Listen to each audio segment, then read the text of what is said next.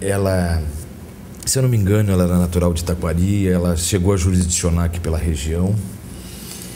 E a Cleusa, ela tinha como juíza de execução criminal, ela defendia aquilo que nós tínhamos no passado e que hoje nós já não temos em função de uma cultura desenvolvida, né, uma cultura universal, né, a cultura do penitenciarismo. Um dos grandes problemas, David, Dr. Flávio, Dr. Giovanni, foram a construção dessas grandes masmorras. Um dos problemas que eu gostaria, então, de iniciar era com as construções das grandes masmorras. Não realizou a sua função, né? Não pune e nem ressocializa, porque o Estado ali criou um outro Estado paralelo. Esse Estado paralelo, que ali tem uma outra ordem jurídica vigente. A ordem jurídica que permite todas essas anomalias do sistema, que são noticiadas aqui e acolá, que se prestam para o jornalismo investigativo, porque tem bastante matéria para isto. Presídio Central, não precisamos ir no Presídio Central. Nós temos a segunda, e eu rotulo e etiqueto desta forma, a segunda pior casa prisional do estado do Rio Grande do Sul é o Presídio Estadual Lajeado. É uma lástima, David, está ali no meu carro. É uma lástima que nós não tenhamos combinado antes, mas colocaríamos, eu tenho até o notebook ali, colocaríamos as imagens que eu tenho, que eu fiz, né? E numa próxima oportunidade... Colocaremos, com certeza. As imagens que eu tenho, né, do Presídio Estadual de Lajeado. São imagens recentes, né? São fotografias recentes feitas do interior do estabelecimento prisional. Para resumir, nós temos celas do Presídio Estadual de Lajeado, que hoje tem de 25, 26 ou 27 apenados, ao passo que a sua capacidade é para 6. Por aí é o resumo. Né? Bom, o que a Cleusa, já falecida, minha colega, defendia? Que todo município tem que ter o seu presídio. Condição de emancipação, digamos assim. Todo município tem que ter o seu presídio, porque cada município ele tem um perfil de criminalidade.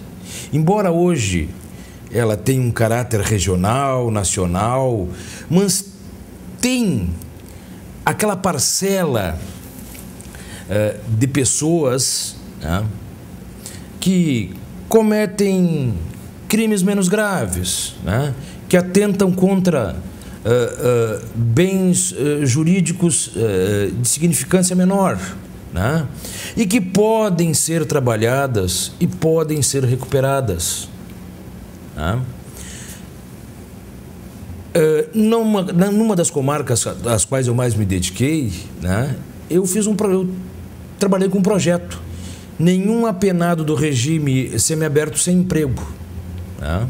E através dos clubes de serviço, enfim, envolvendo a comunidade, né, se utilizava o regime fechado, e isso eu acho muito importante. O regime fechado não é para o preso estar lá, não é para o apenado estar lá de forma ociosa. Ele tem que estar trabalhando.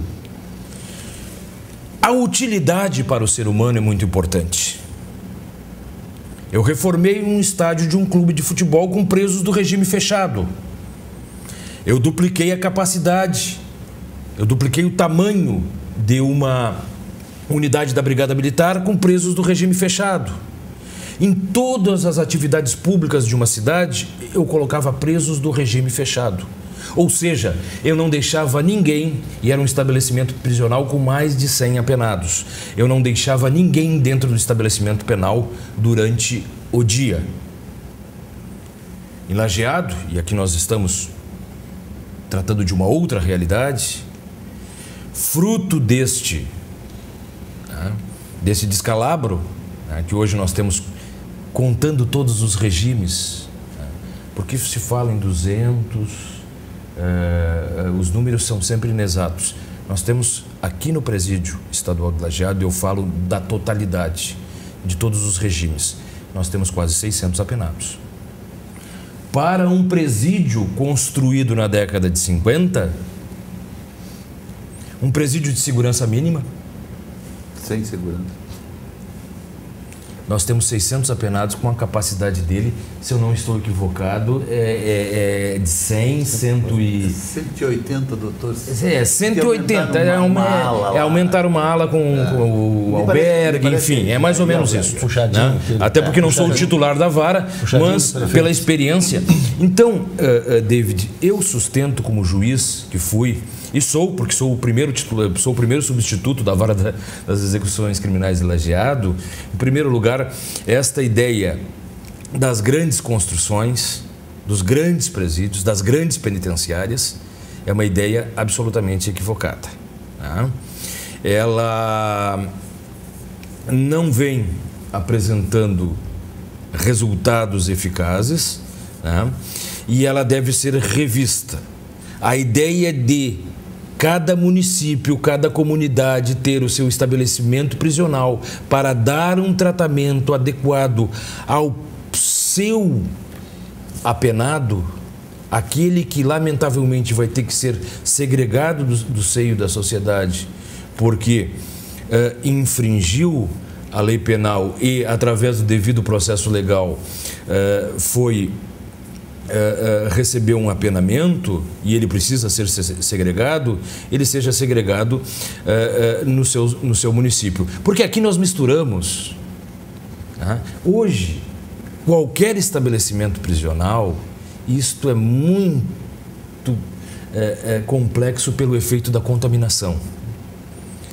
Aqui nós temos, falando da realidade da Lajeado, nós temos o autor de um pequeno furto misturado com um membro de uma quadrilha de porte nacional. Não sejamos hipócritas, mas nós temos aqui membros da quadrilha dessas organizações criminosas, manos, enfim, Comando Vermelho, Primeiro Comando, isso, todos esses nós temos integrantes deles, ou representantes deles, aqui dentro do Presídio Estadual Lajeado. Tá? Então, esse efeito da contaminação, ele é muito prejudicial a todos os aspectos, né, da pena. Né? Todo aquele desenho legal, porque o desenho legal é muito bonito, e é um desenho perfeito, é um desenho histórico. Né? Se segrega, né?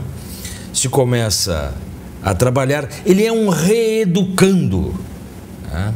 E essa tarefa, essa missão, essa grave missão, essa missão muito importante de reeducar, de levar para ali, né? O Estado lato sensu, leva ele para lá com uma missão, com um compromisso. Eu estou te tirando do seio da sociedade, do convívio social, porque aqui temporariamente tu não pode permanecer. Mas eu estou te levando para lá e vou te restituir a esta sociedade para que tu venha reeducado e que nela conviva. O que se observa? Qual é o campo do observatório de hoje? É que o Estado retira do seio da sociedade uma pessoa, um ser humano, e o leva para dentro de verdadeiras masmorras e o traz para a sociedade, e aí vem um dado muito importante, e o traz pior do que levou. Exatamente.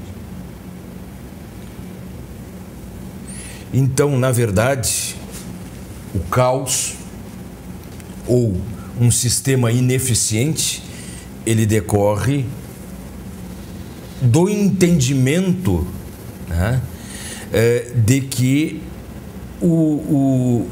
como é desenvolvido, né, como é cumprida a pena, né, ela é só um mal pelo mal causado, né, é o mal pelo mal causado, e ele traz, eu sempre eu não gosto muito de usar essa expressão, mas o produto que retorna é um produto estragado, muito complicado, né?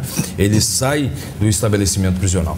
Mas, David, eu trouxe aqui, eu sempre gosto de ilustrar, e por isso que sempre que estarei aqui, estarei com algum apoio, né?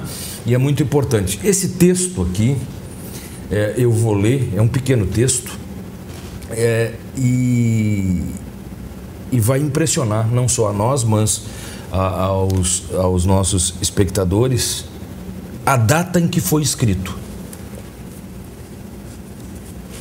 Ele diz mais ou menos o seguinte: desde muito, os sociólogos, os criminalistas, os jurisconsultos mais eminentes vêm demonstrando, baseado nos argumentos irrespondíveis da estatística, que uma das causas do aumento espantoso da criminalidade nos grandes centros urbanos é a corrupção da infância, que balda de educação e de cuidados por parte da família, ou seja, sem educação e sem os cuidados por parte da família e da sociedade, é recrutada para as fileiras do exército do mal.